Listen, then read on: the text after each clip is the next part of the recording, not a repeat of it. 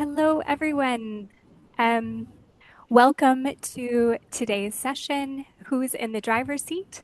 Centering Locally Led Protection Analysis Across Planning, Response, and Transition. As participants are joining the call, we wanted to go through some brief housekeeping, and I'll ask if my colleagues from IRC can help me admit colleagues that are joining in the next few minutes. Um, Today's session will be using simultaneous interpretation in Arabic, French, and Spanish. So to listen in your preferred language, please click on the globe icon at the bottom of your screen and select the language that you wish. You can also use closed captions by clicking on the CC button as well. And if you have any challenges with the interpretation, please put any questions you have in the chat. With that, welcome to our session. My name is Katie Grant. I work on protection analysis at the IRC, and I support a network of local civil society organizations called the Protection Analysis Local Actor Network under a CETA-funded project. This network conceptualized today's session alongside collaborators in a piece of interagency research on locally led protection analysis. You can see the logos of those different collaborators on the screen, and we will hear from some of them in today's panel. Over the past 6 months, these organizations and networks have come together to do some research on building the evidence base around what practices promote meaningful inclusion and leadership of local and national organizations in interagency protection analysis processes. While the research is still being finalized, we are excited to share some emerging findings with you today and to hear from 6 different civil society organizations on their reflections on the theme. In doing so, we hope to support linkages and strengthen engagement between local and national organizations and interagency initiatives, and spark a conversation on how to integrate locally led protection analysis into the humanitarian reset and rethinking of the humanitarian architecture. I'm very pleased to pass the microphone to our moderator for today, Sarah Broad, who's the lead policy specialist for humanitarian aid at CETA, to provide a framing for this research and conversation. So over to you, Sarah.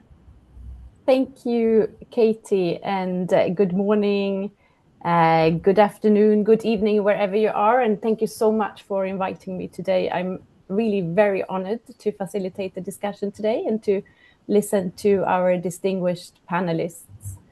I think, needless to state in this forum, that protection from violence, coercion, and deprivation is central to humanitarian response is really more important than ever.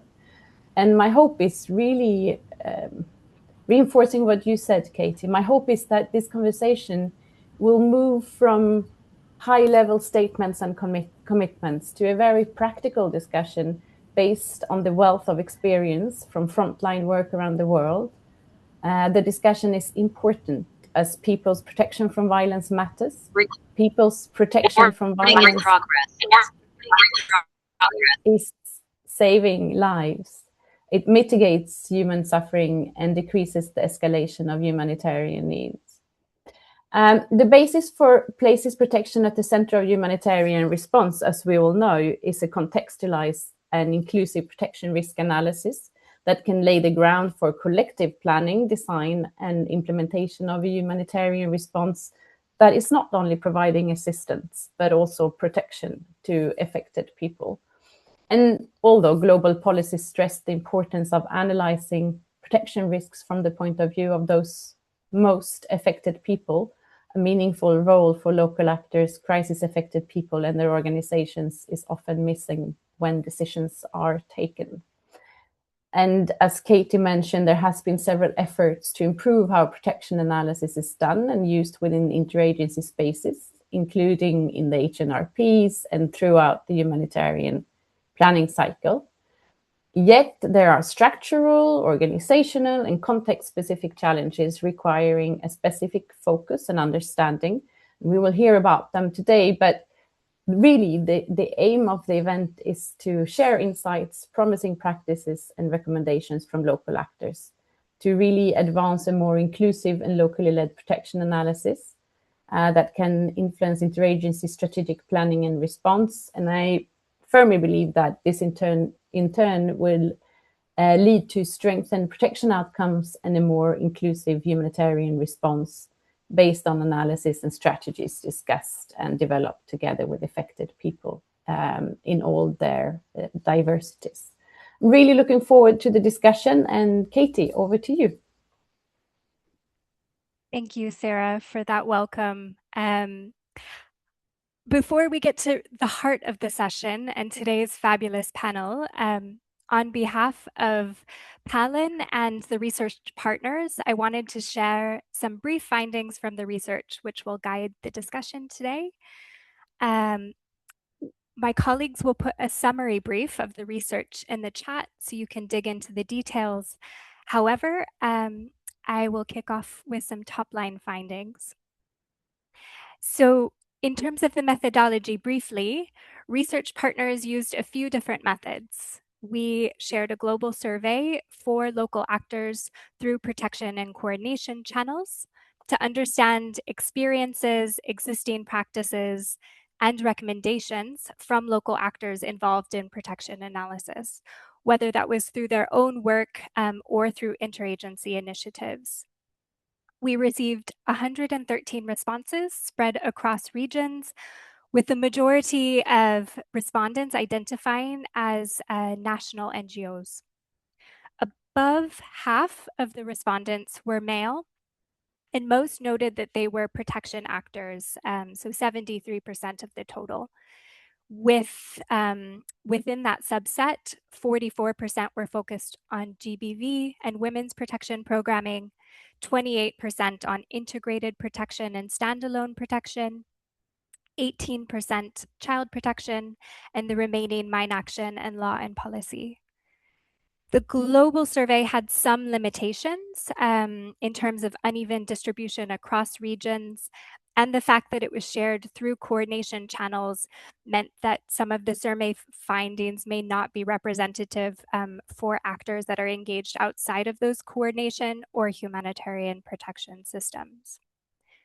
We did aim to offset this through a literature review of existing reports, webinars, and case studies on the topic, and through dedicated regional and expertise-specific consultations, including with the South Sudan Protection Cluster partners in February, and a reflection exercise led by PROLAC in Latin America in December, as well as online consultations with members of the community-led protection COP and OPDs and disability-focused organizations led by CBM. The research findings indicate that local actors are frequently doing protection analysis, even if they might not be calling it that, with 59% doing this frequently to keep up with changes in the context, and only 3% of local actors saying that they never did it. This is happening hand in hand with affected communities, with 93% of respondents saying they closely collaborate with local communities in the process. The majority of respondents said that they participated through an interagency process led by the protection cluster or the former AOR. However, this varied by region, with East Africa and Latin America reporting the highest engagement in these interagency initiatives, and colleagues in MENA region more likely to conduct protection analysis independently. This also varied by type of organization, with organizations representing systematically marginalized groups as less likely to be engaged. While we heard, for example, from OPDs in consultations that they were using protection analysis in a variety of different ways, Only one respondent to the survey, who was an OPD representative, said that they had engaged in a cluster-led exercise. Similarly, the percentage from women-led organizations was also below the average at 42%. That said, when local actors were engaged in interagency analysis processes, their participation was mostly sought at the data collection stage. So 84% of the total involved at this moment. 69% said that they were involved in analysis and validation of protection risks, but far less involved in the design of the process and the use of the analysis to inform strategies and response. This was echoed in regional and other consultations that we had, with some citing the process as centralized and exclusive. So we hope to unpack some of those barriers today. Whether self-led,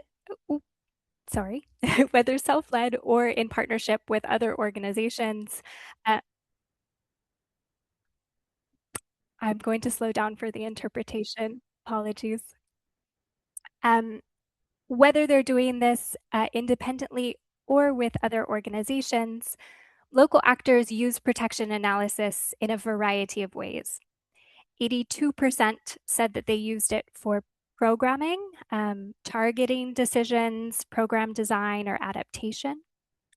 71% said they used it for community action planning. And the least cited use cases was around use for strategy and scenario development.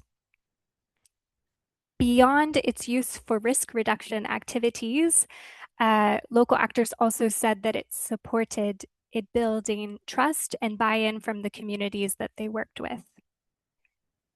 You can see on the following slide some non-exhaustive good practices that were mentioned, largely coming from consultations and the literature review, including building on localized structures, including community protection structures, incorporating a diversity of types of method and data sources beyond protection analysis, beyond protection monitoring, CP and GBV IMS, and co-developing new processes and systems together.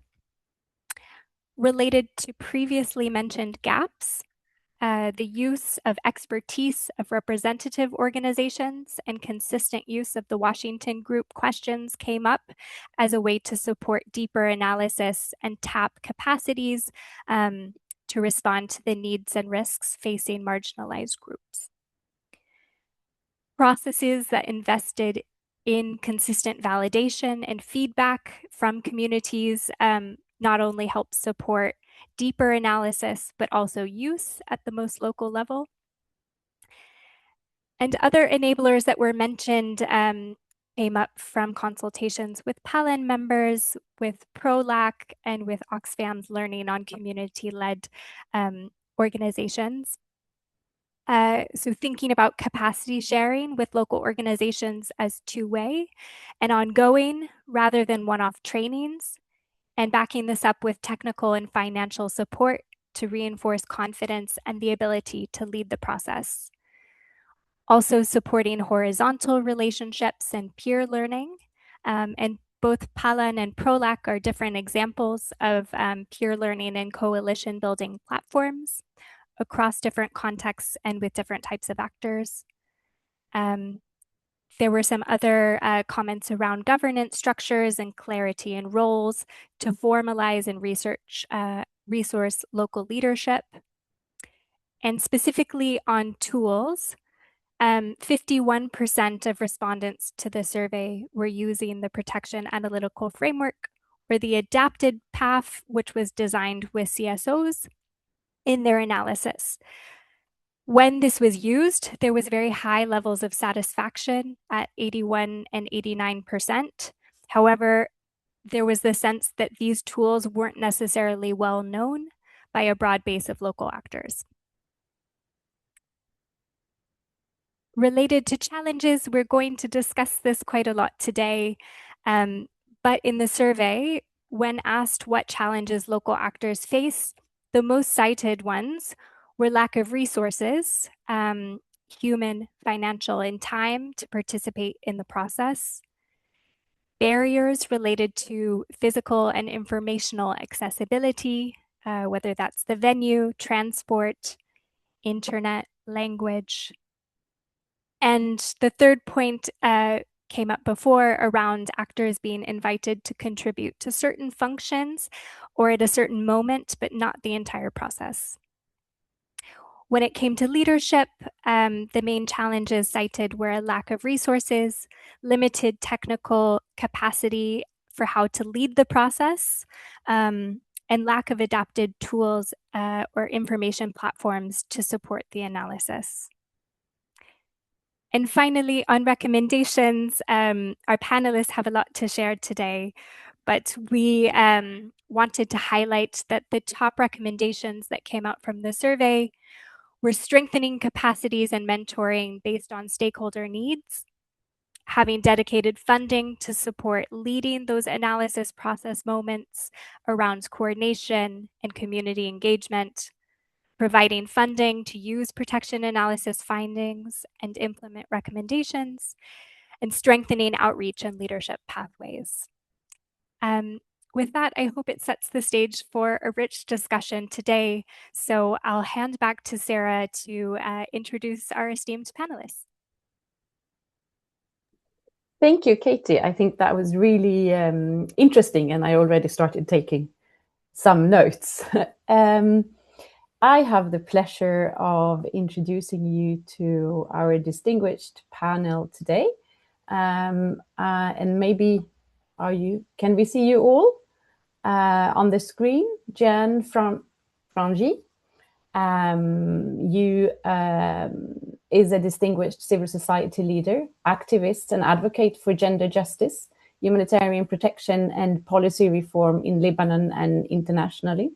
You are the founder and executive director of Himalaya Daim Atta, a nationally registered Lebanese non-profit organization that works across Lebanon to protect marginalized populations with a strong focus on women and girls affected by gender-based violence, displacement, and systematic inequality. Jeanne also serves as a co-chair of the NGO working group of Call to Action on Protection from Gender-Based Violence in Emergencies. Welcome. Looking forward to hearing from you. We also have Repent Woro Odrande, and excuse me if I'm making mistakes pronouncing the names. I'm very happy for you to correct me. With over 15 years of professional experiences in the humanitarian development sector, you also lived your experience as a person with a disability. Repent brings strong expertise in organizational leadership, protection programming, disability inclusion, and community-based development. And since 2010, you're serving as an executive director for the Active Youth Agency, AYA, a women-focused youth and disability-led national organization in South Sudan, which has interventions in protection, GBV prevention and response, child protection, peace building, livelihoods, and disability inclusions. Welcome, Repentant. Also looking forward to hearing from you today. Our third panelist, it's Medoun Batili. Medoun, you're a project manager and a protection focal point for the NGO Action Mopti, a local organization created and based in the Mopti region of Mali since 1986. Action Mopti is also a local partner of Oxfam in Mali, and Medoun, you bring a wealth of experience in community-led protection, action, and advocacy. And we'll be speaking French, if I understand correctly. Welcome, Medoun. We also have Mohamed Hamid. Mohamed, you're a protection practitioner and advocate for the rights of persons with disabilities, with expertise stemming from your personal experience of displacement in Syria. You have worked with national and international organizations to support community-based protection initiatives and promote the inclusion of persons with disabilities in humanitarian programming. Mohamed, you're also the co-founder of Ambassadors Association for Persons with Disabilities based in Syria, and contribute to protection analysis, community participation, and strategic dialogue on the localization of humanitarian action. Welcome, Mohammed. We have a fifth panelist, Carmen Zenaida Vivas Franco. Carmen, you are a lawyer, a specialist in insurance law from Pontificia Universidad in Bogota, Colombia. You have a master's degree in commercial law from the University Católica del Táchira, maybe. Sorry for that pronunciation. Sorry for my Spanish, in Venezuela, and a PhD in law from the University of Zaragoza in Spain. Carmen, you have been a consultant for some agencies of the United Nations system and international non-government organizations, as well as experience as a project coordinator. You have been an undergraduate and graduate university professor for more than 2 decades.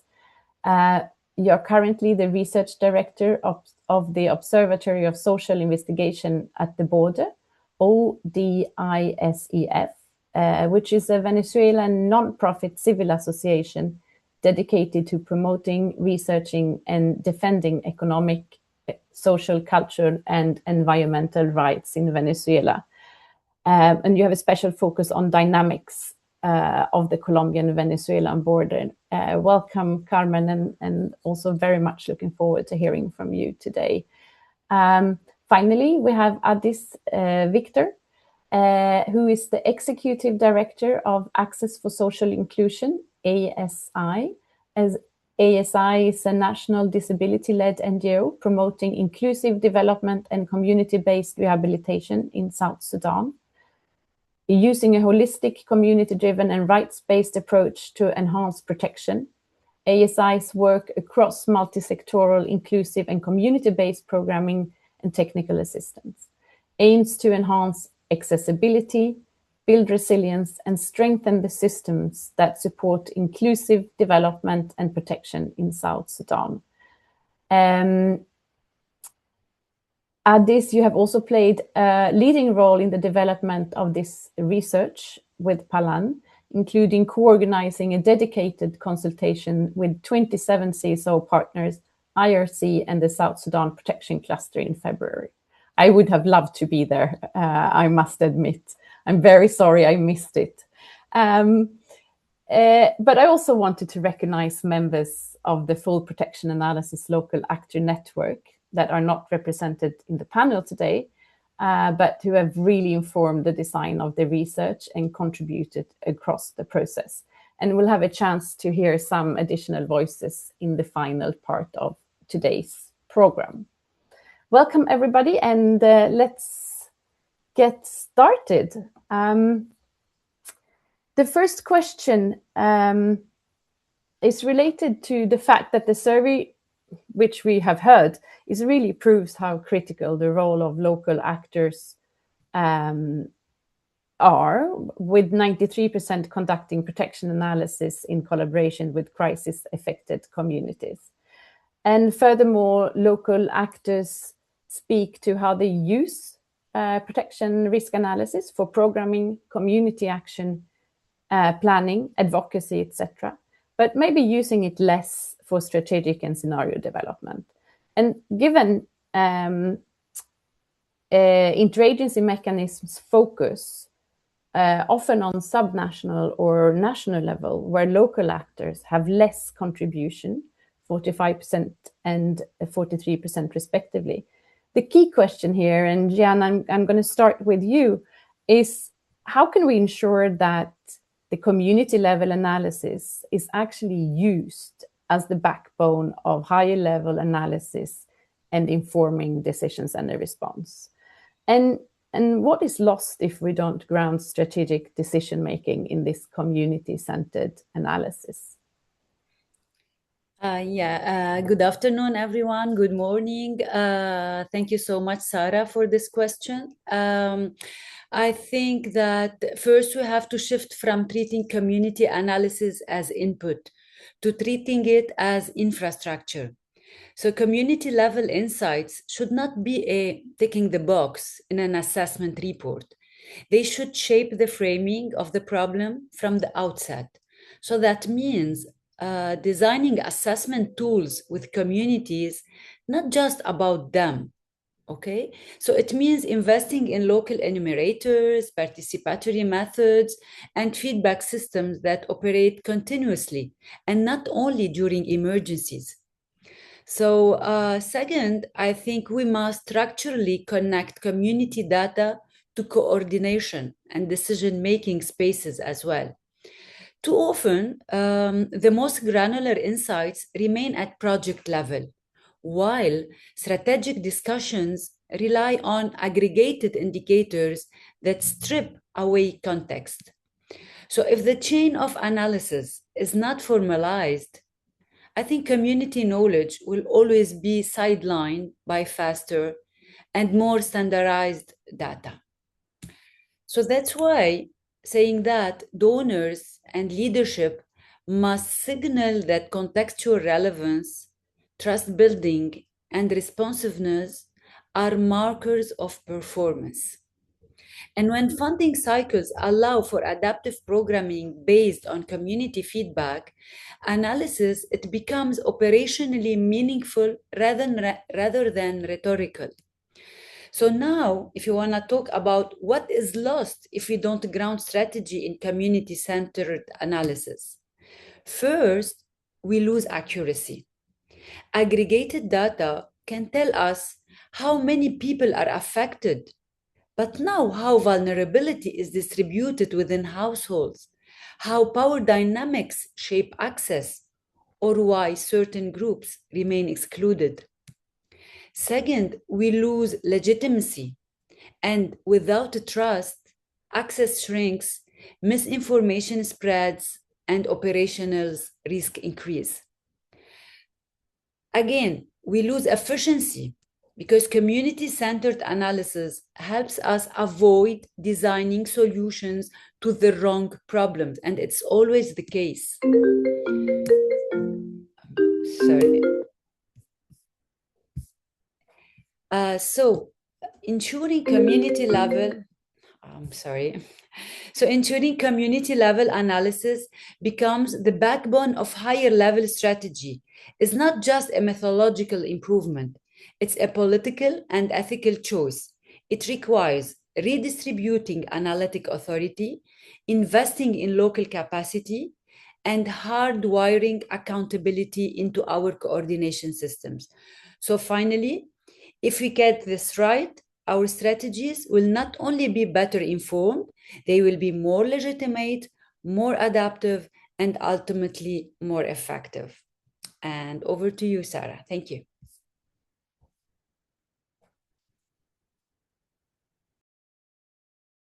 You're muted, Sarah. Thank you. I was listening so carefully, I forgot.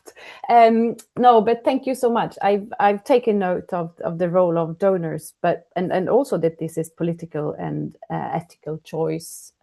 Thank you so much for making that so clear, and the efficiency that this brings to humanitarian response.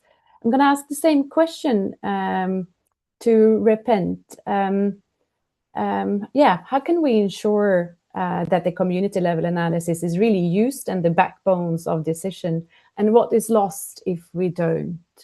Please. Okay, thank you very much. My name is Repent. I'm the Executive Director for Activity Agency.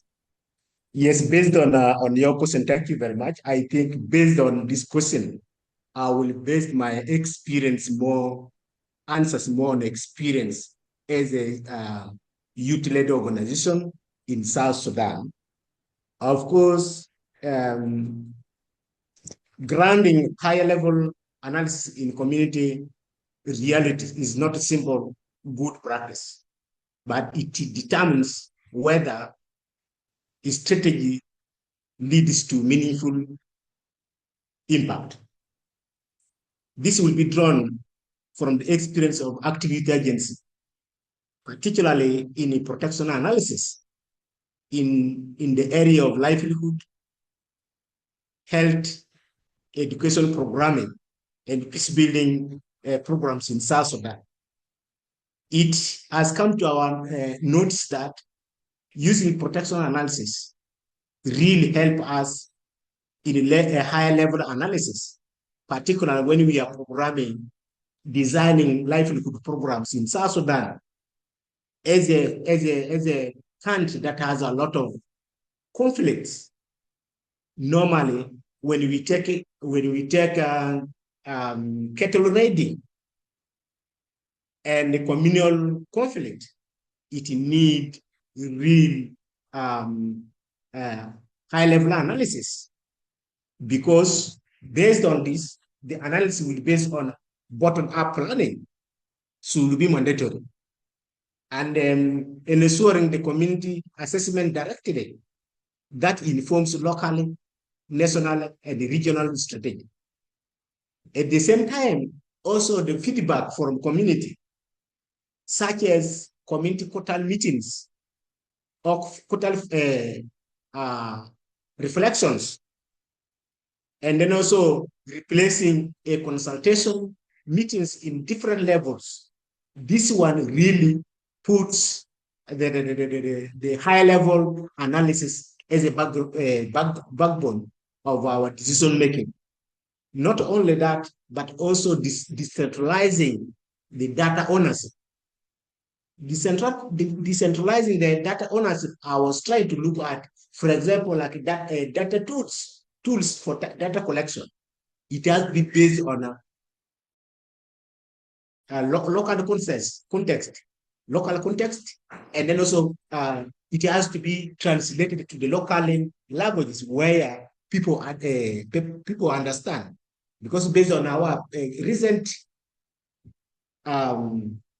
understanding, most of the tools based on international standards, yet forgetting the local response.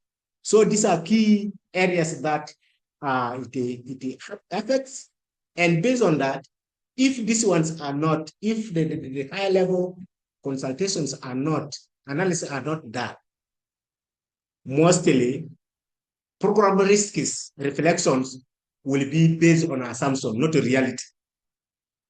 Also, it will also affect the legitimacy declared. This appears imposed, of course. Other things will be imposed on local actors, which is not a practical based on the context. So these are key things that really happens. Of course, I would try to look at what are some of the opportunities that really, if we need this high level analysis to extend, for example, in South Sudan or in other countries, we are trying to look at capacity strengthening. These are some of the things that really affects us as a national NGOs based on our experience. And then also leadership must be moved from local, both local and international, where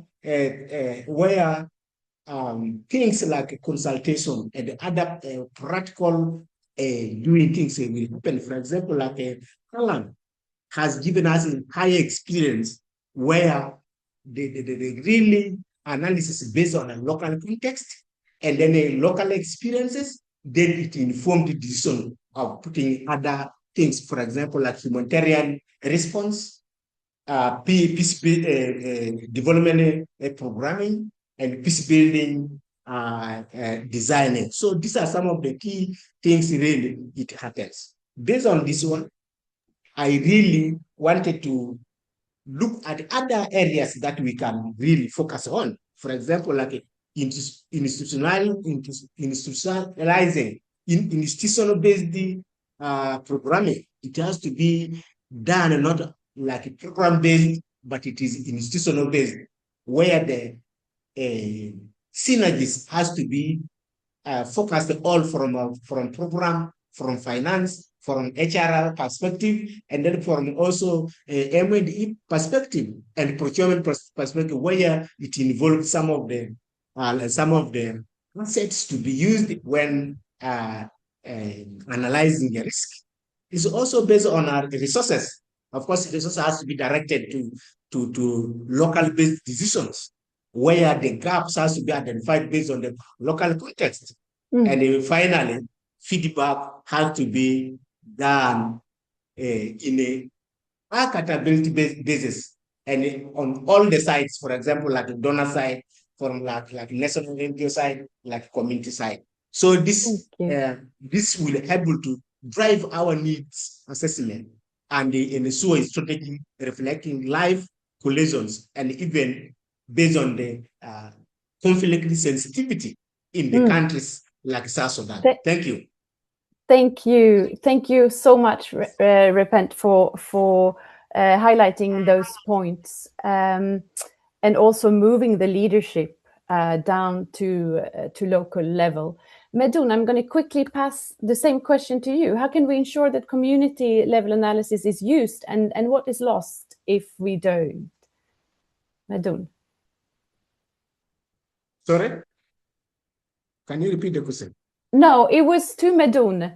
Medun Bailey, the same question to you. How can protection risk analysis really be used? I think you're speaking from a community action and planning and advocacy point of view. Medun, please. D'accord. Bonjour à tous. Bonjour à tous et à tous. Merci pour la question. On dit chez nous que tant que la source d'une maladie n'est pas connue, il serait très difficile de guérir de cette maladie.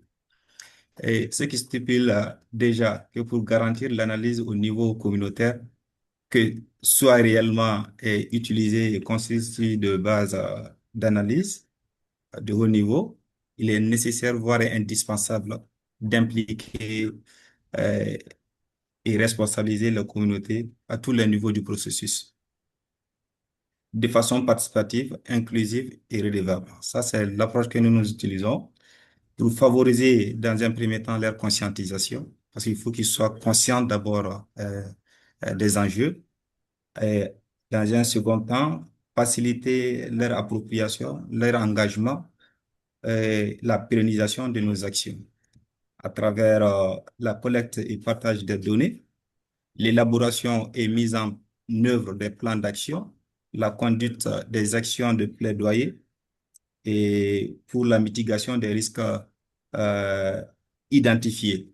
Donc là, c'est pour apporter des réponses appropriées. Donc sans la participation communautaire, sera très difficile. Et sans quoi les interventions rimeront difficilement avec les besoins des communautés. Il n'y aura pas d'appropriation et il y aura un risque d'exacerbation des risques de protection. Donc, sans oublier que cette façon de faire aussi permet de valoriser les mécanismes traditionnels existants. Voilà comment est-ce que nous procédons, en tout cas par rapport à cette question. Merci.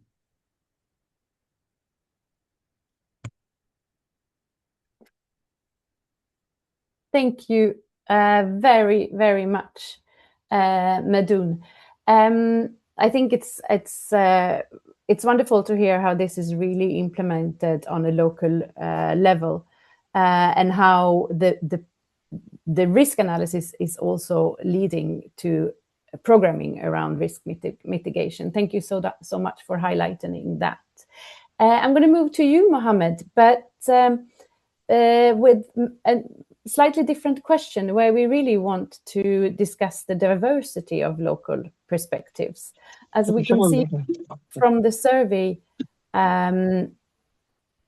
who is involved in the analysis process varies by type of actor. And I think it's really important that we ensure that our understanding of risks and responses capture the diversity of experiences within affected communities themselves. Mohammed, how do you see the role of organizations that represents systematically marginalized groups in the protection analysis process? And what are the opportunities to support enhanced analysis that reflects really the diversity of affected populations? Thank you. Mohammed. ثانك يو. أنا محمد، بشكركم جزيل الشكر على هالجلسة المهمة هاي، وبعتذر كمان بسبب إنه عدم تشغيل الفيديو بسبب ضعف النت بسوريا. هلا أنا أولا أتحدث بصفتي ممارسا في مجال الحماية، وعضو كمان في شبكة تحليل الحماية للجهات الفاعلة المحلية بالا، وكمان أتحدث كشخص من ذوي الإعاقة يعيش تجربة النزوح بشكل يومي. هذه المواقع الثلاثة مجتمعة تظهر لي بوضوح حجم الفجوة بين التحليل النظري والواقع الفعلي. كمان من خلال مشاركتي في عملية تحليل الحماية لاحظت أن المنظمات المحلية، خاصة المنظمات تلك التي تمثل الفئات المهمشة أو الضعيفة، هاي المنظمات غالبا ما تشارك في جمع البيانات، ولكن نادرا ما تشارك في تفسير النتائج أو التأثير على القرار. وهذا الشيء يخلق فجوة بين التحليل والاستجابة.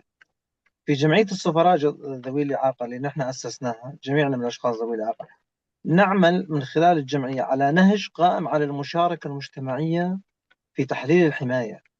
نحن عم نقوم بزيارات ميدانية وحوارات مباشرة مع الأشخاص المتضررين نفسهم ذوي الإعاقة، ونخطط لتنفيذ ونخطط بالوقت القريب لتنفيذ مجموعات نقاش مركزة لضمان تحليل تشاركي ومنظم من المخاطر اللي عم يواجهوها هذول الأشخاص. هذا النهج برأيي يكشف مخاطر لا تظهر في أدوات التقييم العامة المستخدمة. على سبيل المثال، في عدة مواقع لم تكن مراكز تقديم الخدمات مهيئة للأشخاص ذوي الإعاقة. هذا لم يصنف دائما كمخاطر حماية، لكنه فعليا أدى إلى حرمان الأشخاص من الوصول للمساعدة نفسها، وازداد من اعتمادهم على أشخاص آخرين، وأثر بشكل مباشر على كرامتهم الشخصية. مثال ثاني كمان في توزيع مساعدات في أحد المخيمات، مثل توزيع سلل النظافة، لم تؤخذ الاحتياجات الخاصة لبعض الأشخاص بعين الاعتبار، بحيث غياب مشاركة هذول الأشخاص في مرحلة التحليل تسبب لهم ضرر، أنه هم ما شاركوا بالتحليل. فأما من خلال عملي مع شبكة بالن، أدركت أن الأشخاص أو إشراك المنظمات التمثيلية في جميع مراحل التحليل، من تصميم الأدوات إلى تفسير النتائج، يعزز الدقة ويعكس التنوع الحقيقي داخل المجتمع، ويزيد من مسألة الاستجابة الإنسانية. تحليل الحماية لا يكون شاملا إلا عندما يبنى على المعرفة المحلية والخبرة المعاشة مع الأشخاص والمنظمات التي تمثل هاي الفئات المهمشة. ليست إضافة، بل عنصر أساسي برأيي في إنتاج تحليل عادل وواقعي يحفظ كرامة جميع المتضررين. وشكرا.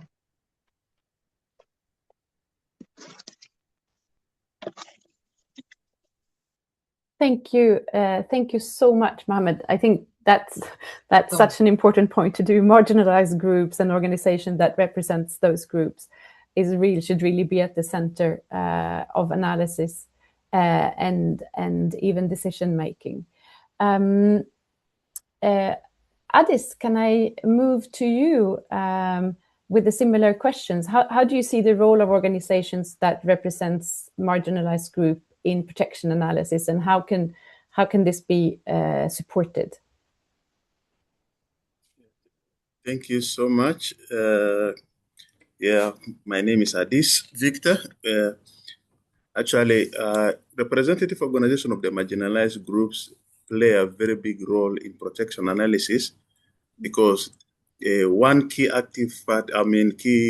important thing is that they play a role in identifying gaps, especially in terms of data analysis, because many things that are not appearing because of the so many barriers that are really hindering the marginalized group from participating because of those barriers. For example, persons with these representative organizations are always engaged often when there is a discussion or a decision has been made. So they are just often engaged at the end of any program. Of course, when you're engaged in an implementation part, you'll have nothing, little to impact. So That is one aspect that hinders their participation. We're looking at also a capacity and a funding mismatch, where sometimes local organizations, for example, organizations of persons with disability, they often lack funding gaps, where at times they are best often to access, but in order to have information management becomes a problem. So they tend to have just advocacy at a voice level. Secondly, the issue of marginalized groups, especially when I relate to the countryside, for example, places like Jongole and Upper Nile, some places of this are very sensitive when it comes to protection of data, because it carries a lot of risks. So whenever you give an information in terms of risk, there's often a tendency of retaliation, for example, on both sides, whether from the state and non-state actors. So this becomes a key problem hindering the marginalized representation. But however, for us to see the outcome of this, we want to see a community-based coordination where we shift power, we give this marginalized organization to be part of the coordination, because at a localized level coordination model, for example, when I cite in South Sudan, it allows a more granular and specific analysis. For example, I want to give a specific mandate, like for example, the country has given 35% to women group. So this one, it will increase the pressure where at least the representation of women of led organizations to be there. And even the ratification of the CRPD and the other legal frameworks that supports the contribution of organizations of persons with disability. So the availability of this will enable the participation of marginalized groups in the protection analysis. We also want to see the recent, especially the ES guideline, which has given opportunity for organizations, for example, OPDs, to sit at the table at decision making. So these are some of the enablers we're ensuring to remove barriers to accept the participation of persons with disability. However, the key roles for organizations in the protection analysis, for example, the recent adaptation framework that we have worked on it in 2023, and now the dissemination part of it, it has really identified some hidden risks that are not able to found out because it has been customized or contextualized in a reason. It is adaptable in own situation and in all contexts. So it is able to identify some of the hidden risks, so that it can be put clearly. For example, issues to be like intercommunal violence, local representation groups can be able to identify some of the specific minority clans, that especially persons with disability, that are barely traditionally hidden. So, but with this present path adaptation, it will be able to bring out these figures clearly out. The second, I want to see the affected population are not really pillared properly in the protection analysis. For example, women are not factored properly when you see the intersectionality aspect of it.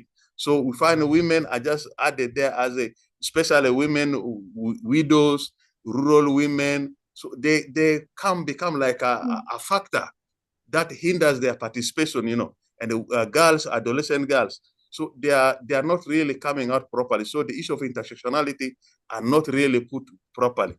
So we are saying the role of these OPDs or representative organizations of the marginalized groups will be able to clearly factor this. Then we will see also the issue of validation and accountability, where there is a reality check for international actors to ensure that sovereignty of risk are underestimated due to lack of access or cultural reporting. So these are some of the things we are looking.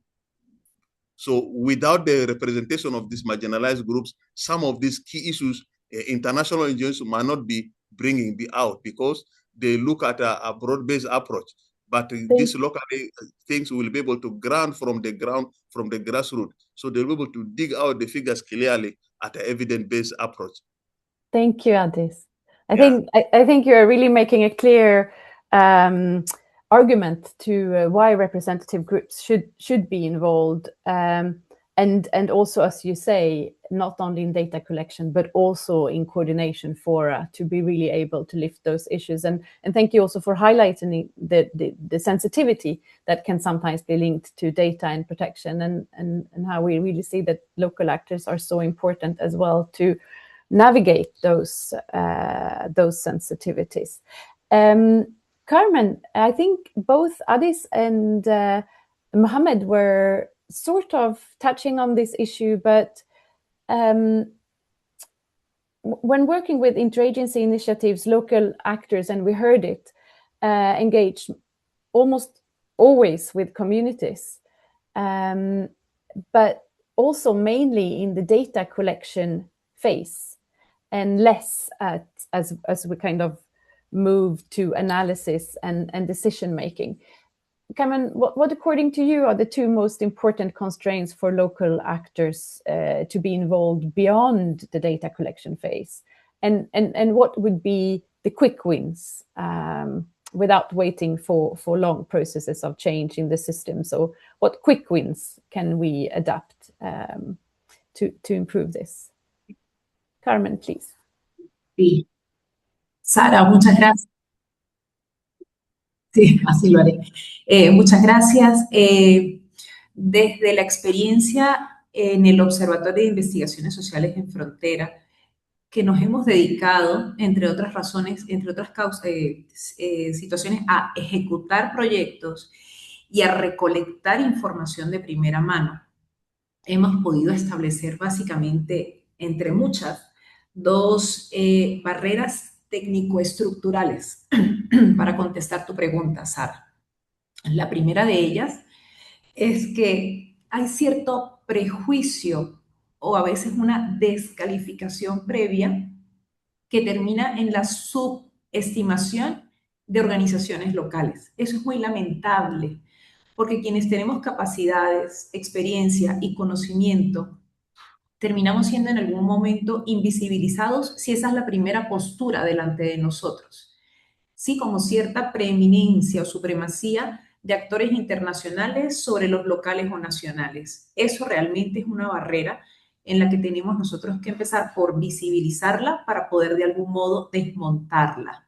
No quiero decir con esto que son todos los actores internacionales, que son todas las agencias, que son todas las organizaciones internacionales.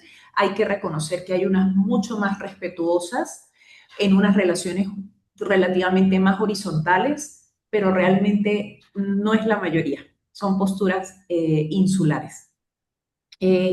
Otra barrera es el déficit de recursos para la gobernanza del análisis. Y yo creo que aquí me estoy encontrando un poco con Jan, porque en la medida en que se reconozca la necesidad de contar con recursos deliberadamente asignados al análisis técnico de los datos, es decir, a fortalecer las capacidades de las locales, a reconocer no que es un gasto administrativo, sino que es una actividad de protección, el fortalecer esas capacidades para analizar, pues digamos que en la medida en que se cuenten con los recursos que ahora no están específicamente en todos los proyectos, cuando se cuenten con esos recursos, pues empezamos como a cosechar esas victorias que me estás pidiendo también. Entonces es muy importante saber que esa estructura actual de financiamiento que no comporta este tipo de recursos para enfocarse en esa dimensión, pues eso está generando las falencias que podemos en algún modo verlas. Esas serían las barreras. Ahora, si se pueden de algún modo desmontar, ¿cuáles serían esas victorias o esa cosecha, digamos, en el corto plazo? Primero, que se mitigaría mucho ese costo de fricción de que una organización internacional llegue a un terreno que no conoce, porque eso significa, pues realmente, eso cuesta mucho dinero. Entonces, el validar las capacidades locales, el tratar de establecer relaciones simétricas no es excluir a las organizaciones internacionales, sino que nos sumen a las nacionales. Eso bajaría el costo de fricción de llegar a un terreno que no se conoce, primero. Sería la curva, digamos que se eliminarían meses en esa curva de aprendizaje que le puede significar a una internacional llegar a un terreno. Segunda, mayor precisión en el diagnóstico. Las organizaciones locales poseemos un conocimiento profundo, cercano, actual, porque tenemos esa capacidad de estar en vivo. Ese es nuestro entorno natural. Entonces, reconocer nuestra capacidad técnica permite que los indicadores de impacto sean realizables desde el día 1 y se podrían de algún modo evitar reajustes sobre la marcha en medio de la ejecución.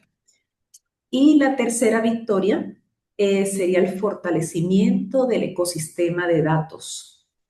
Al integrar a las organizaciones locales, el sistema gana fuentes de datos primarias más diversas, se reduce un eventual sesgo de confirmación o una eventual dilución de datos cuando quien comparte los datos a las esferas de decisión son actores distintos a los locales. No es una acusación, no es una denuncia, jamás, jamás, sino es para sumar a evitar la dilución de datos.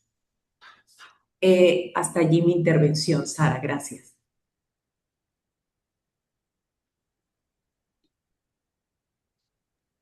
Thank you very much. And I think we're coming back to this link to efficiency and really making relevant programming. And also if we can move from only data connection, but be part of analysis and decision making. Thank you so much, Carmen, for highlighting this.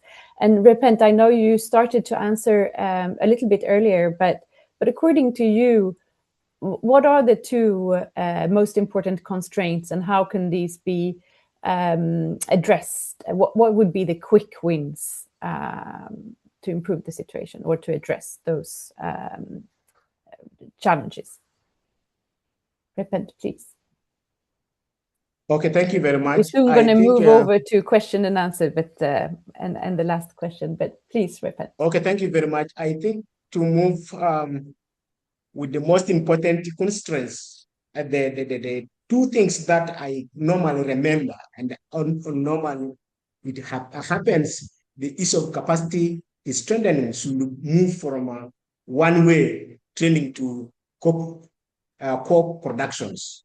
This will include joint designing of frameworks, share ownerships of strategies, also mutual knowledge exchanges, power sharing, and decision making together. The second one, it is about the leadership must be moved both local, national, and international. For example, when we look at plan, we need to look at clusters. All the clusters, panel desks has to be there so that the local partners can take lead in leadership so that it will be easy for decision making and then also implementation, and at the same time to be easier for the sustainability of any programming. For example, building of engagement of local actors. So these are some of the things that really it will help us. Thank you. Thank you so much, Repent, for highlighting that. Maybe the last question before we move to question and answer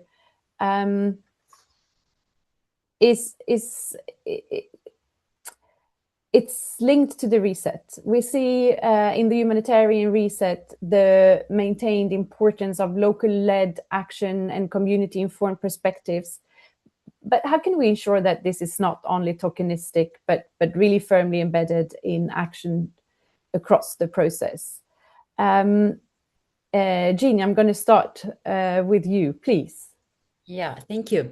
So we are indeed seeing in the current humanitarian reset a strong reaffirmation of locally led action and community-informed approach. But the real test is whether this becomes structural change or remains rhetorical commitment. So to avoid tokenism, I would suggest focusing on 4 concrete shifts. The first one is to shift from consultation to co-decision. Community engagement cannot stop at feedback collection. This is definitely.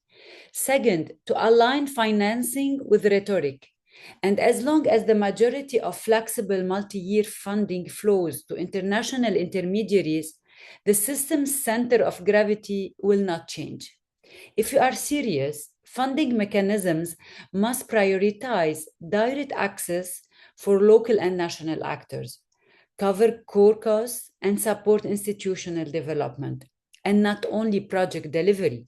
So, financial architecture is where intentions become real. Third, we have to build accountability downward, not only upward. So, this means transparent feedback loops, public reporting back to affected populations, and performance indicators that measure responsiveness, not only outputs. Fourth, I think that change incentives and culture, because leadership must actively reward partnership, accompaniment, and power sharing. So let me add one more point. Embedding locally led action also means accepting discomfort. It means accepting that priorities identified at community level may challenge our predefined sectoral frameworks. So the humanitarian reset will only be meaningful if we hardwire locally led action into governance, financing, accountability, and incentives, and not just policy language. So, if we do that, locally led action will not be an add on or a theme. It will become the operating principle of how we design, decide, and deliver a humanitarian response. So, and this is the difference between inclusion as a statement and inclusion as a system. So, thank you so much. Thank you. That is a great quote that I will remember. Thank you so much for those insights. Medun, I'm moving to you with the same question. How can we avoid that that locally led action is being tokenistic and is really steering humanitarian response?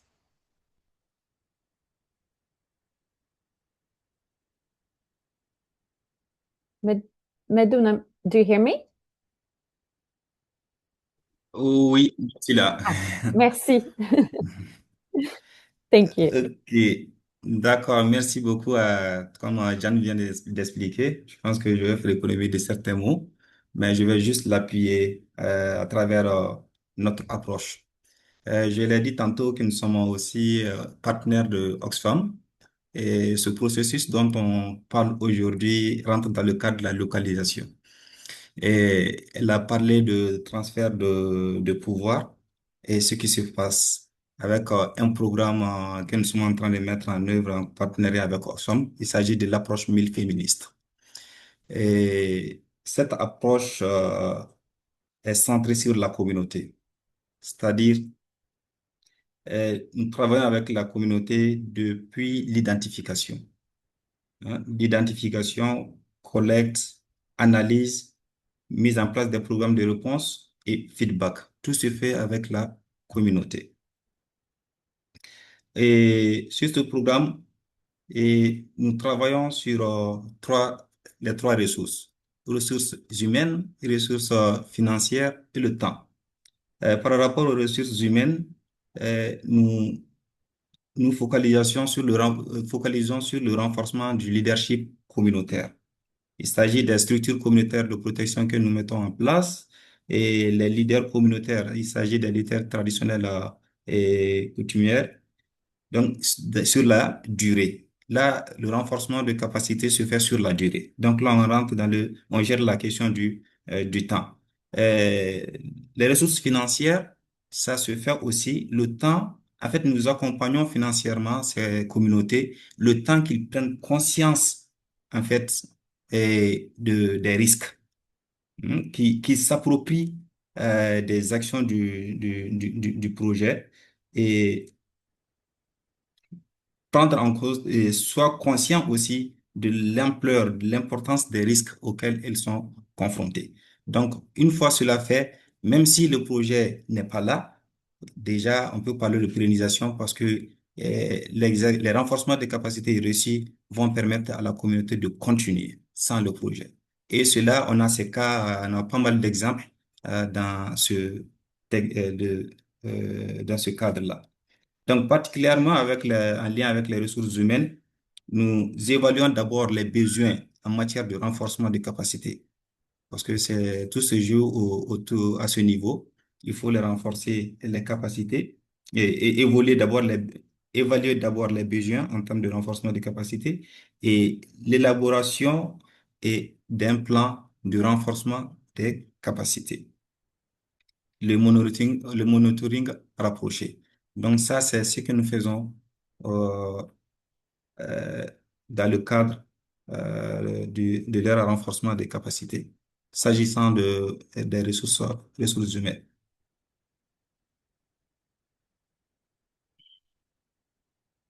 Merci. Thank you.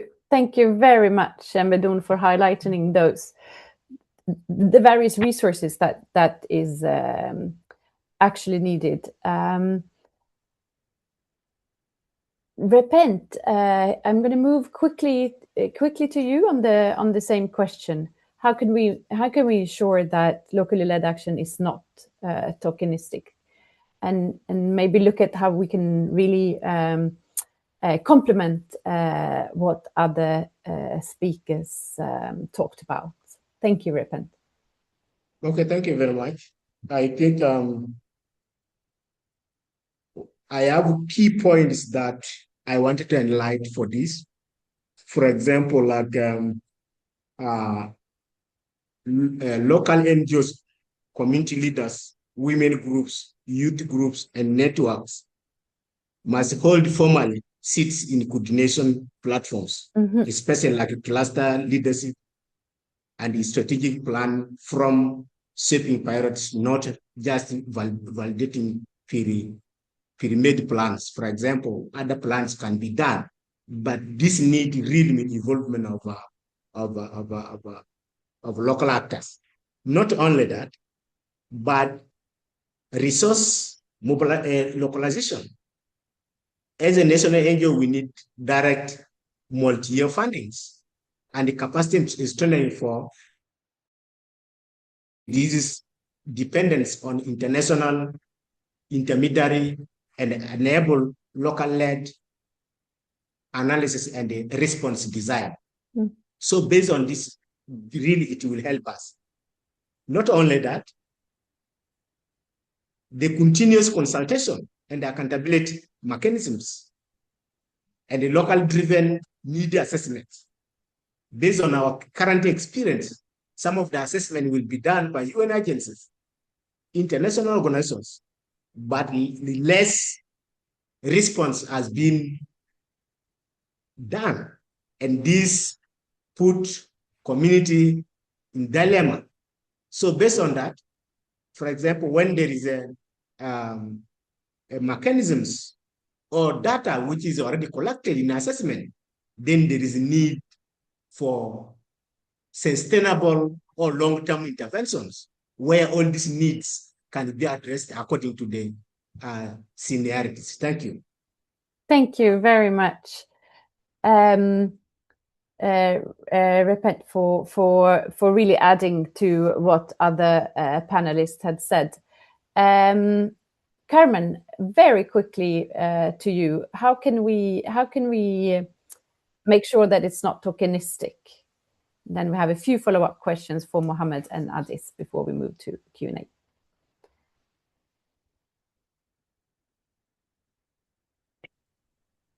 Sí, Sara, gracias. Ahí me quiero plegar un poco a esa frase de Jan, donde dijo que ojalá la financiación y la retórica estuvieran alineadas, ¿sí? Entonces, digamos que es como una frase que sí irradia un poco esa actitud y las acciones, podemos pasar de declaraciones a realmente unas acciones que terminen en ese protagonismo un poco, ¿no?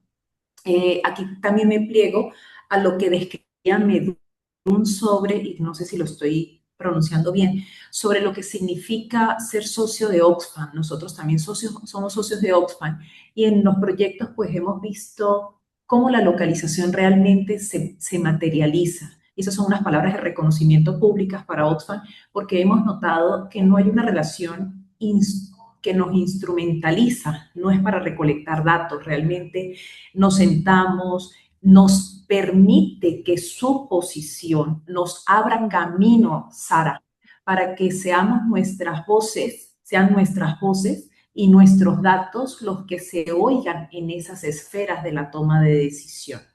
Entonces son varias esas acciones, Sara, que pudieran derivar en ese protagonismo.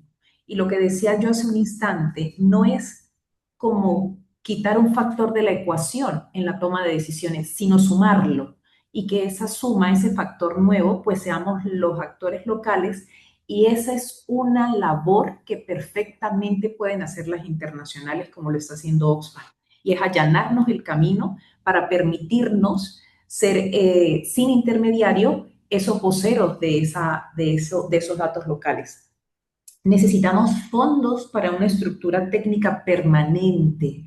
Es necesario sumar recursos para poder tener servidores seguros, tecnología para poder analizar datos, porque el talento humano ya se tiene, pero en situaciones de crisis, el tema de una capacitación permanente, el poder certificarse, eso realmente es necesario y eso hay que decirlo y evidenciarlo, porque en la medida en que nos fortalezcan capacidades, porque en el observatorio ya las tenemos y seguramente todas las organizaciones que estamos aquí ya las tienen, pero hablamos de un fortalecimiento de capacidades, de una actualización, eso realmente es sumar a la localización, a esa no solo transferencia de habilidades, sino a ese fortalecimiento para dejar sólidas habilidades y capacidades instaladas.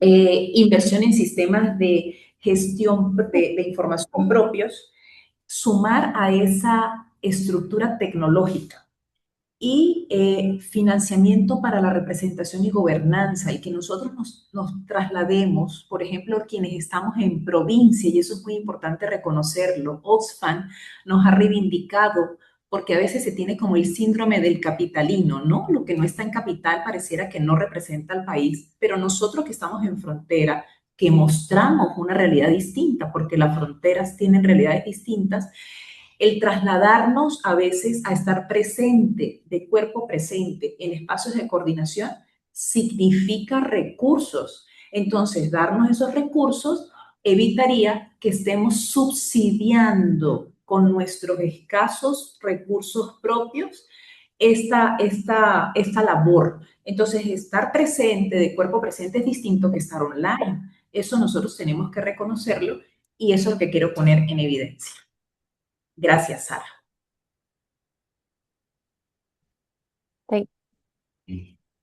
Thank you very much, Carmen. I think we will have to move quickly. Thank you, Carmen. And I know we had questions to Mohammed and Adis really related to this question about resources. Why would it be most useful to inject resources?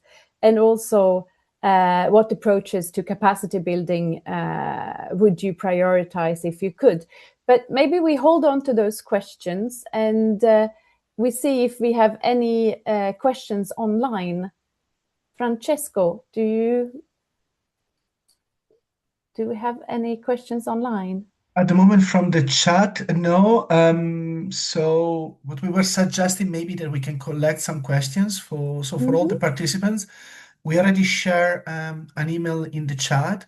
So as a follow-up, we will publish the report and then we can provide specific answer to the question. So just an open call maybe to all the participants to share their question maybe after the panel.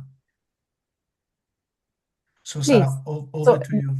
There doesn't seem to be maybe anything, any question to answer directly now, but please feel free to share them as we suggest. And I think very soon I'm gonna uh, I'm gonna pass the word, I think, the GPC and Joseph, the coordinator. But thank you so much to all of panelists. I think this has been a very, very important conversation. I think there are several things that I've learned, that I've gotten confirmed, and I'm really looking forward also to read the research. From what I've seen from the research, what you're saying is really corresponding to what also came up from the research. It's hard to conclude such an important discussion with so many great ideas and recommendations for the future. So I would say that let's see this as a part of an information to an ongoing policy and high-level discussion around data collaboration with local actors' engagement on really how to specifically embed narratives and qualitative analysis on protection risks and resulting need. Let's see how this kind of analysis can influence decision making and how local actors can be involved in decision making to make sure that our humanitarian programming is really responding to the risk, the concerns, and the solution of affected populations. I really take note of the needs of resources, different kind of resources, human, financial, and time resources, as we heard from one of the panelists, but also to really move from tokenistic participation to something real, and also clear indication not to deprioritize investment in capacity and capacity sharing, but really embed mechanisms for co-learning with local actors from the onset of any humanitarian interagency governance model. I see we have a hand up. Francesco, Katie, can we take a question, comment? I think it might be related to one of the questions in the chat around concrete mechanisms to ensure LGBTQI communities are meaningfully and safely included in the analysis. I know Naya represents an organization that focuses on this, so I imagine if we have maybe 2 minutes, if that's all right, Sarah. Yes. Okay, thank you, Kate. Thank you, Sarah. هجرب أحكي. I will try to talk in English, but if some word in Arabic طلعت. That will be fine. Thank you.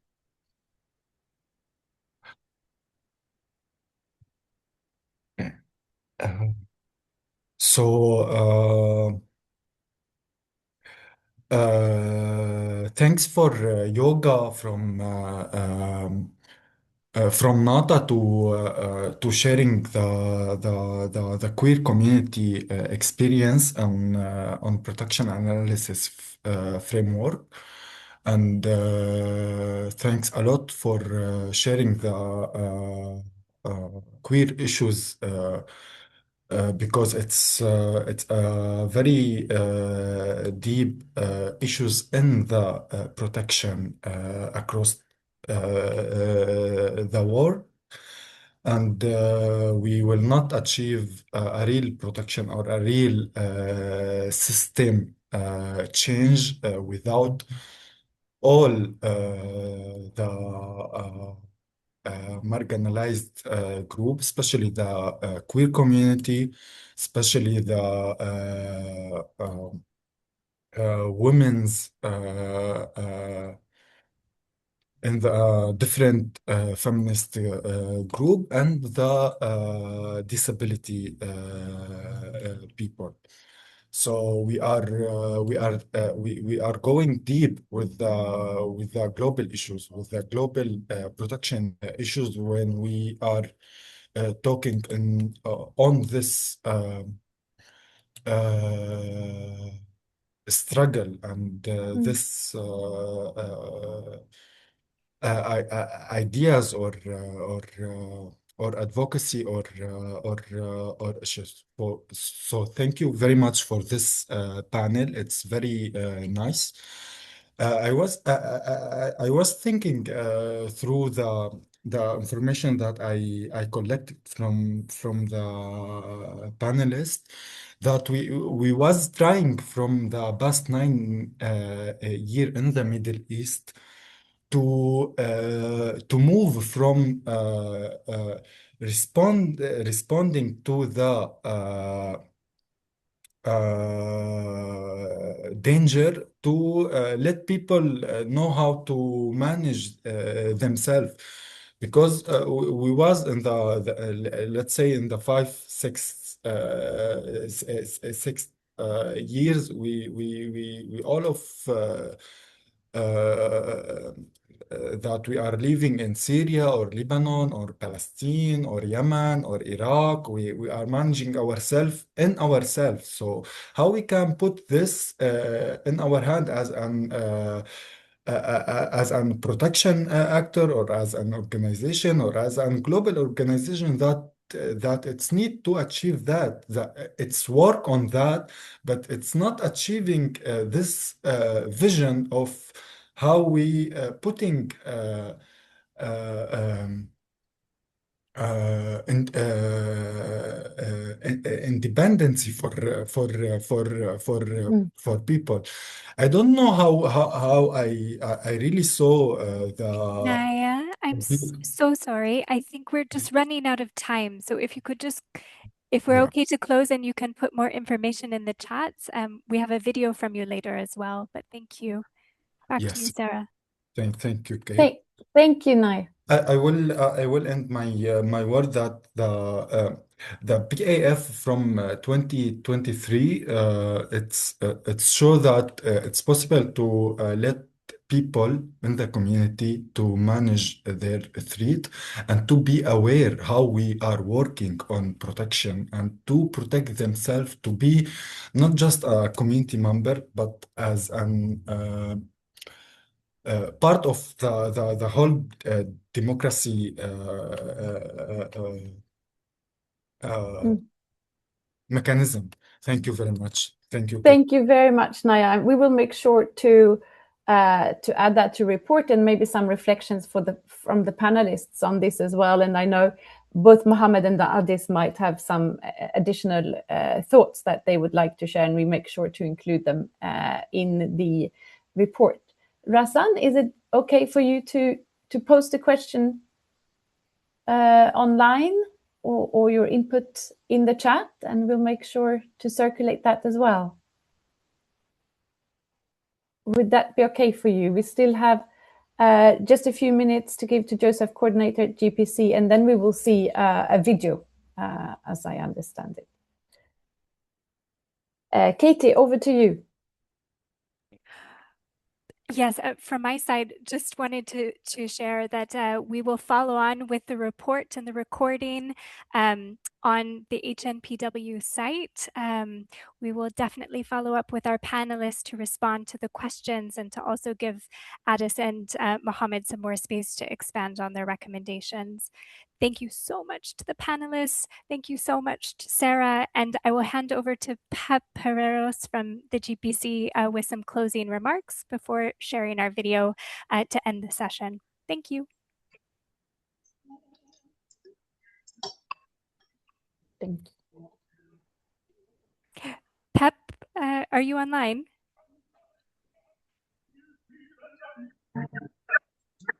Cannot hear you, Pep.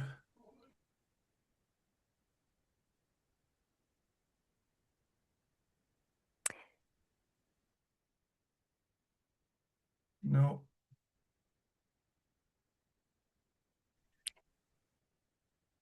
If we've lost Pep, yes, maybe happy to hear any closing thoughts that you had, Sarah. Otherwise, I can share the video that has been submitted from other members of the Palin Network. And thank you, Razan, for putting your question and thoughts in the chat. Thank you so much. I don't think I can add so much at this point. Just also a huge thank you from my part, and I'm looking forward to the video I've taken note of your thoughts and recommendation, and I'm really looking forward to taking this conversation and action forward. Thank you. With that, let me share the video, and thanks again to all panelists and interpreters and presenters and participants in the session. We're excited to continue the conversation with you. Yes, with that, I'll close with members from the Protection Analysis Local Actor Network who shared a video with us about their experiences. Thank you very much. Oh, sorry. Give me 1 second to deal with some technical issue. And my name is Rejoice John. I am a program manager with Women in New Nigeria and Youth Empowerment Initiative, WIN. WIN is a women-led organization that is based in Borno State, Northeast Nigeria. WIN is working on protection, gender-based violence, mental health and psychosocial support, disability inclusion, and empowerment of women and youth in conflict-affected communities. My name is Adis Victor. I work for ASI. ASI is Access for Social Inclusion, a disability-led organization, and I am the executive director. The main focus for ASI is focusing on advocacy issues for disability, rights, and they also provide capacity training on disability inclusion to humanitarian actors. مرحبا، أنا محمد رحم حميد، أمثل جمعية السفراء للأشخاص ذوي الإعاقة، أعمل كمدافع عن حقوق الأشخاص ذوي الإعاقة، وناشط في مجال الحماية ودمج الفئات الأكثر ضعفا، أعمل في شمال وشرق سوريا. تركز مؤسستنا على دعم وتمكين الأشخاص ذوي الإعاقة وتعزيز مشاركتهم في العمل الإنساني وضمان إدماج منظور الإعاقة بشكل فعال في البرامج والخدمات الإنسانية، مع التركيز على تحليل الحماية والاستجابة المبنية على احتياجات المجتمع والدمج.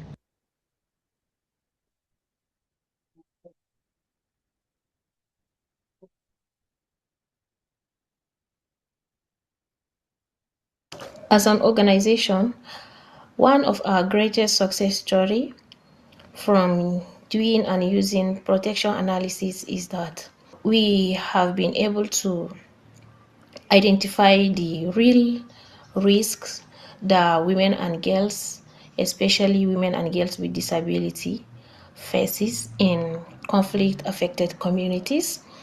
And through participatory analysis, we were able to identify risks such as denial of resources and opportunities for women and girls, early and forced marriage, and also sexual violence during livelihood and daily survival activities. And with this analysis, we were able to develop community-based protection responses that are specific to the communities with this risk identified, rather than a one-size-fits-all intervention. من خلال تحليل الحماية استطعنا نحن نحدد فجوات كبيرة في وصول الأشخاص ذوي الإعاقة إلى الخدمات الأساسية، خاصة في المناطق الريفية الأكثر فقرا. هذا التحليل قاد إلى توصيات عملية ساهمت في تحسين آليات الاستجابة وجعلها أكثر شمولا. وأهمية هذه التجربة تكمن في أنها أثبتت أن التحليل المبني على الأدلة يمكن أن يحدث تغييرا مباشرا في حياة الناس. بحلل الحماية لأنه هذا الشيء أساسي بشغل قسم الحماية بسين، وبنفس الوقت يضمن لي التفاوض المستمر مع مؤسسة الدولة والأحزاب السياسية المعارضة السورية، وبنفس الوقت الأحزاب السياسية المختلفة بسوريا. بحلل الحماية لأنه هذا الأمر ضروري، وهذا الأمر يثبت مسؤوليات الدولة وباقي المكونات السورية باتخاذ مسؤولياتها والإجراءات المناسبة لحماية المواطنين بالمناطق وتخفيف المخاطر. أنا وصال، وأنا بحلل الحماية لأنها استراتيجية أكثر استدامة لحماية الأشخاص الأكثر عرضة لانتهاكات حقوق الإنسان بمنطقتنا. بحل الحماية لأنها بتحول العمل الإنساني من ردة فعل آنية إلى تخطيط استراتيجي. بحلل الحماية لأنه الحماية شيء أساسي بحياتنا، وهي الهدف المهم بحياة كل شخص اللي هي بتساعده إنه يكون عم يستمر بالأشياء اللي بيحب يعملها، أو يكون عم بيوقف بسبب عدم وجودها. وكأشخاص عاملين بالعمل الإنساني اللي نكون عم نقدر ندعم ونساعد الأشخاص بشكل حقيقي أكتر، بهمنا نكون عم نحلل ونفهم المخاطر اللي عم تنعاش والمخاطر المتوقعة لنقدر نعمل شيء تجاهها ونقدر نمشي خطوة لقدام. من خلال ال PAF انتقلنا من التحليل الفردي إلى الفهم الجماعي للسياق ومخاطر الحماية. حلل الحماية رح تواجه التحديات والمخاطر اللي بتواجه المجتمع الكويري بسوريا. الحماية لأنه بينقلنا من رد الفعل للفهم الوقائي. الحماية بدون تحليل يعني إدارة خطر، بس الحماية مع تحليل هو تفكيك لكل العوامل اللي بتنتج هذا الخطر.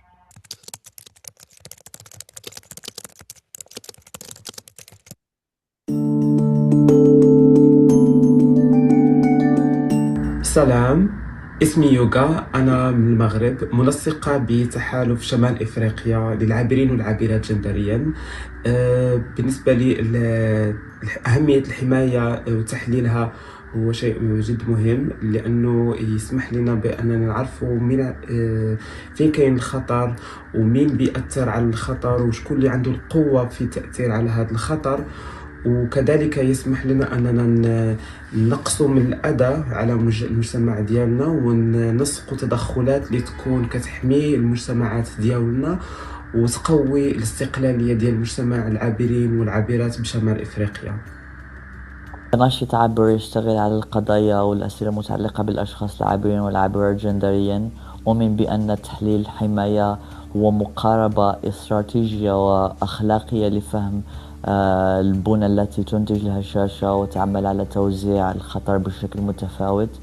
مثلا داخل تحالف شمال أفريقيا للعابرين والعابرات جندريا نعمل على تحليل الحماية، وذلك من خلال أننا لا نقتصر فقط على رصد المخاطر المباشرة، وإنما أيضا نقوم بتفكيك شروط القابلة للإيذاء وآلية الإقصاء الاجتماعي والقانوني، وأيضا أنماط التمثيل التي تجرد الأجساد العابرة من المشروعية ومن الحق في الفضاء والاعتراف. تحليل الحماية يمكننا من الانتقال من خطاب الضحية إلى استراتيجية تمكين، ومن رد الفعل إلى الفعل المنظم، وذلك عن طريق بناء معرفة عميقة ودقيقة وحقيقية بالسياقات وعلاقات القوة داخلها، وأيضا بتحديد الفاعلين وتطوير أو تصميم تدخلات قادرة على إحداث تغيير مستدام.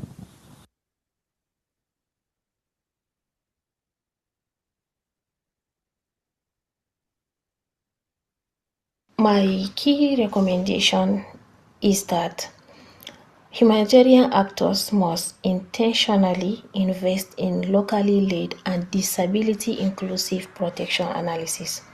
This is because when women, girls, and persons with disability are meaningfully included, the protection analysis becomes more accurate, more ethical, and more specific. We need to provide support to parliament members as local actors because it is very effective where the process is a continuous one as the events, because parliament is able to provide the context or the threat shift.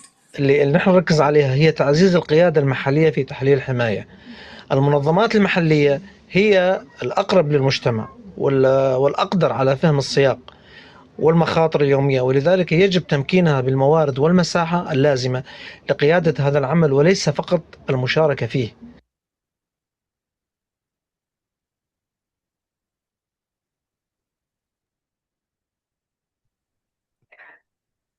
With that, I wanted to thank Palin members and thanks Pip, the GPC coordinator, for sharing these important thoughts from GPC side in the chat. I'm very sorry that we didn't have much time to hear from you, but please do feel free to add anything. Otherwise, we'll thank everyone and close the meeting.